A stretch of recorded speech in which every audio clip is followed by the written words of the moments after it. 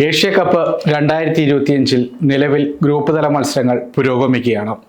Group എയിൽ നിന്ന് super ഫോറിലേക്ക് യോഗ്യത നേടിയ ഏക ടീം ഇന്ത്യയാണ്. തുടർച്ചയായി 2 ജയങ്ങൾ സ്വന്തമാക്കിയ ഒരേയൊരു ടീമും ഇന്ത്യയാണ്.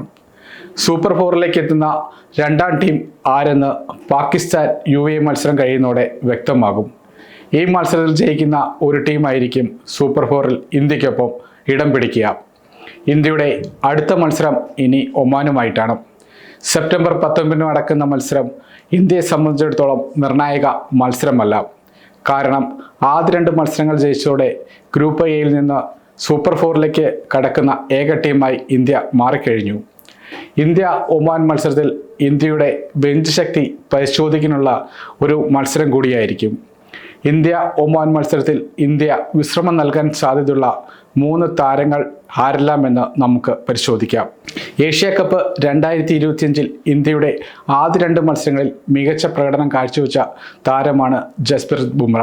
നിലവിൽ സൂപ്പർ ഫോറിലേക്ക് യോഗ്യത നേടിയ ഇന്ത്യ ബുംറയ്ക്ക് അടുത്ത മത്സരത്തിൽ വിശ്രമം അനുവദിക്കാനുള്ള സാധ്യത കൂടുതലാണ്. ഫിറ്റ്നസ് പ്രശ്നങ്ങൾ പതിവായി അലട്ടുന്ന താരമായതുകൊണ്ട് തന്നെ ഇന്ത്യ റിസ്ക് എടുക്കാനുള്ള സാധ്യതയും കുറവാണ്. ഇന്ത്യ ഇംഗ്ലണ്ട് പരമ്പരയിലും ബുംറയുടെ ഫിറ്റ്നസ് ഉറപ്പുവരുത്തുന്നതിനായി അമിത ജോലിഭാരം നൽകാതിരിക്കാൻ മാനേജ്മെൻറ്റ് ശ്രദ്ധിച്ചിരുന്നു. ഇതിൻ്റെ ഭാഗമായി 3 മത്സരങ്ങളിൽ മാത്രമാണ് താരം പരമ്പരയിൽ കളിച്ചത്. അതുകൊണ്ട് തന്നെ ഇന്ത്യയെ സംബന്ധിച്ച് നിർണായകമല്ലാത്ത ഒരു മത്സരത്തിൽ ബുംറയെ ബെഞ്ചിലിരുത്താനാകും പരിശീലകൻ ഗൗതം ഗംഭീറും ക്യാപ്റ്റൻ സൂര്യകുമാർ യാദവും തീരുമാനിക്കുക. ഇന്ത്യയുടെ 3ാം മത്സരത്തിൽ ഇന്ത്യ വിശ്രമം അനുവദിക്കാനുള്ള സാധ്യതയുള്ള മറ്റൊരു താരമാണ് ഹാർദിക് പാണ്ഡ്യ. മധ്യനിരയിൽ ബാറ്റ് ചെയ്യുന്ന താരത്തിന് ആദ്യ 2 മത്സരങ്ങളിൽ ബാറ്റ് ചെയ്യാനുള്ള അവസരം ലഭിച്ചിരുന്നില്ല. എന്നിരുന്നാലും പേസറായി മിന്നിത്തിളങ്ങാൻ പാണ്ഡ്യയ്ക്ക് സാധിച്ചു. 3ാം മത്സരത്തിൽ ടീം ഇന്ത്യ പാണ്ഡ്യയ്ക്ക് വിശ്രമം നൽകുകയും ഹർഷിത് റാണയ്ക്ക് അവസരം നൽകുകയും ചെയ്തേക്കാം. ഏഷ്യ കപ്പിനായുള്ള ഇന്ത്യൻ സ്ക്വാഡിൽ ഉൾപ്പെട്ടെങ്കിലും ഇതുവരെ ഒരു മത്സരം പോലും കളിക്കാനുള്ള അവസരം ഹർഷിത് റാണയ്ക്ക് ലഭിച്ചിട്ടില്ല. അതുകൊണ്ട് തന്നെ ഗ്രൂപ്പ് തലത്തിലെ 3ാം അംഗത്തിൽ ഹർഷിത് റാണയെ പ്ലേയിങ് 11-ൽ ഉൾപ്പെടുത്താനുള്ള സാധ്യത കൂടുതലാണ്.